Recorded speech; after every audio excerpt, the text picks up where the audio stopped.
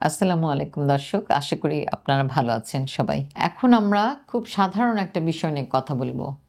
সেটা হচ্ছে আজকালকার পৃথিবীতে সবাই কাজকর্ম নিয়ে অনেক ব্যস্ত। পড়াশোনা, ক্যারিয়ার, অনেকের বিয়ে হতে দেরি হয়ে যায়। কারোর সংসারের সবাইকে সেবা দিতে, দিতে নিজের প্রতি খেয়াল রাখতে পারেন না। তো সেক্ষেত্রে তাদের বিয়ের বয়সটা দেরি হয়ে যায়। অনেকের মনেই প্রশ্ন আসে বা আমাকে অনেকে জিজ্ঞেস করেন যে আসলে কোন বয়সে গর্ভধারণের সম্ভাবনা কমে যায়, বিশেষত মহিলাদের জন্য। তা আমি মহিলা পুরুষ দুজনের কথাই বলবো। মহিলাদের সবচেয়ে ভালো গর্ভধারণের সময় হচ্ছে 20 বছর থেকে 30 বছর। ওই সময় তাদের যে কোনো অসুখ বিসুখ অনেক কম থাকে এবং খুবই ভালো তাদের গর্ভধারণের সম্ভাবনা। শতকরা 70-80 ভাগ মহিলা স্বাভাবিক পদ্ধতিতেই 1 বছরের মধ্যেই তারা গর্ভধারণে সক্ষম হন। আর 30 থেকে 35 বছর পরে কিছুটা গর্ভধারণের সম্ভাবনা কমে। তারপরেও এত বেশি কমে না যে যেটাতে খুব অসুবিধা হতে পারে। কিন্তু আমার উপদেশ থাকবে যে যারা মনে করছেন যে অনেক ক্যারিয়ার করব বা আমার এই প্রমোশনটা হয়ে নিক, এরপরে আমি ওই পরীক্ষাটা দেই, তারপরে আমি ওই পিএইচডিটা করি, তারপরে আমি ফ্যামিলি নিব।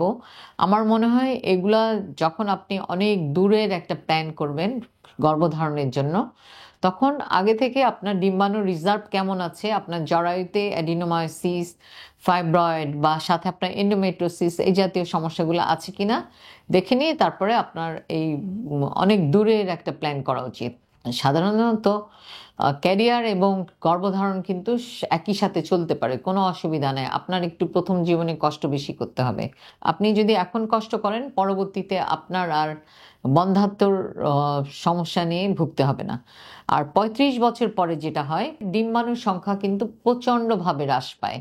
দেখা যায় যে যার আগে নর্মাল ছিল তারটা এত বেশি কমে যায় যে তার কিন্তু গর্ভধারণের জন্য উনি যদি 35 বছরের পরে আসা শুরু করেন তখন খুব বেশি কিছু ন্যাচারালভাবে করার থাকে না।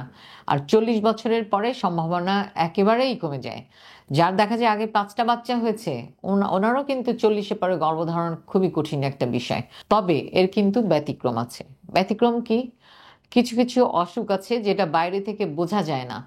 হ্যাঁ, কিন্তু কিছু কিছু তরুণী, আমি তরুণীই বলবো কারণ তাদের বয়স অনেক কম, 18 বছর 20 বছর বয়সে আসে, যাদের আপনার হরমোনের লেভেল একটা 50 বছরের মহিলার সমান হয়ে যায়। তাদের ডিম্বাণু থাকে না, তাদের এফএসএইচ হরমোন অনেক বেশি থাকে।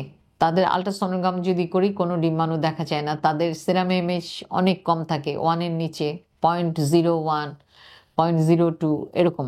তো এই রোগীগুলা আমরা অটোমেটিকভাবে হচ্ছে, ন্যাচারালভাবে হচ্ছে, তাদের কোনো অসুখ বিসুখ ছাড়াও। বা কিছু অসুখ থাকে, যেমন হচ্ছে যদি টার্নার সিনড্রোম বা মোজাইক টার্নার থাকে, সেক্ষেত্রে কিছু এফএমআর জিন অল্টারেশন থাকে, মিউটেশন, সেই ক্ষেত্রে কারোর যদি আগে কেমো রেডিয়েশনের হিস্ট্রি থাকে, ক্যান্সারের হিস্ট্রি, সেই সব রোগীদের, তাদের ডিম্বাশয়ে ক্যান্সার না কিন্তু শরীরের অন্য জায়গায় ক্যান্সার ছিল, তারা ট্রিটমেন্ট করেছে, তাদের কিন্তু কম বয়সেই ডিম্বাণু কমে যায়, কম বয়সেই তাদের সন্তান সম্ভাবনা কমে যায়। যদি কোনো কারণে চকলেট সিস্ট থাকে, ছোট বয়স থেকেই চকলেট সিস্ট হয়, অনেক মেয়ে আছে খুবই দুঃখী তারা। হ্যাঁ, তাদের কম বয়সে চকলেট সিস্ট হয়েছে, ওটাও একটা জেনেটিক ডিজিজ। তারপরেও তাদের ডিম্বাণু কমে যায়, তারা কম বয়স থেকেই সন্তান ধারণের সম্ভাবনা কমে যায়। কিন্তু ক্লিন কাট ভাবে যদি আমি বলি কোন বয়স থেকে আপনি বাচ্চা নেওয়ার চেষ্টা করবেন, আমার মতে 20 বছরের পরে, 22-23 বছর যখন পড়াশোনা শেষ হয়ে যায় তখন থেকেই উচিত বাচ্চা নেওয়ার চেষ্টা করা, এবং অবশ্যই 35-এর মধ্যে সেটা শেষ করে ফেলা উচিত। এবার আসি পুরুষের কথায়।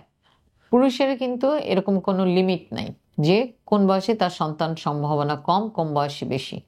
দেখা যায় যে অ্যাডোলেসেন্ট বা অ্যাডাল্ট যারা, সেই বয়স থেকে শুরু করে একদম 50-এর পরবর্তী পর্যন্ত তাদের কিন্তু সন্তান, একজন নর্মাল পুরুষের জন্য সন্তান উৎপাদনের সম্ভাবনা একই রকম থাকে। কিন্তু কিছু কিছু পুরুষ, যেগুলো আমি আগেও অন্য জায়গায় বলছি, যাদের অ্যাজিওস্পার্মিয়া থাকে, যাদের ক্লাইনফেল্টার সিনড্রোম থাকে, যাদের ক্যালম্যান সিনড্রোম থাকে, বা যাদের কোনো টিবি বা মামস এগুলো হয়েছিল, তারা ছোটবেলায় কেমো রেডিয়েশন পেয়েছেন, বা কোনো কারণে তার ক্যান্সারের চিকিৎসা করতে হয়েছে, সে পেস্টিসাইড নিয়ে কাজ করে, স্মোকিং করে অত্যন্ত বেশি, অ্যালকোহল, ড্রাগ অ্যাবিউজ করে, বা তার কিডনি লিভার ডিজিজ আছে, আনকন্ট্রোল ডায়াবেটিস, এইসব পুরুষের কিন্তু সম্ভাবনা কমে যায়। কিন্তু একজন সক্ষম সুস্থ নিরোগ শরীরে যদি এই ধরনের কোনো সমস্যা না থাকে, উনি 50-এর পরে 60-70 বয়স পর্যন্ত তাদের স্পারমেটোজেনেসিস স্বাভাবিকভাবেই হয়। অনেক সময় হয়তো কিছুটা কমে যেতে পারে নাম্বার, কোয়ালিটি, কোয়ান্টিটি, কিন্তু একেবারে উনি যে সন্তান ধারণে বা সন্তান জন্মদানে সক্ষম হবেন না, সেটা হয় না। ঠিক আছে দর্শক, আমার মনে হয় আপনারা বুঝতে পেরেছেন মহিলাদের জন্য বয়স অনেক ইম্পর্টেন্ট। সেজন্য এই সময়টা ক্যারিয়ারের জন্যই শুধু ব্যয় করা ঠিক হবে না, একই সাথে সন্তান উৎপাদন করে আমাদের ভবিষ্যতের প্রজন্মকে আনা আমাদেরই দায়িত্ব। সুতরাং সে কাজটাও আমাদেরকে করতে হবে। ধন্যবাদ।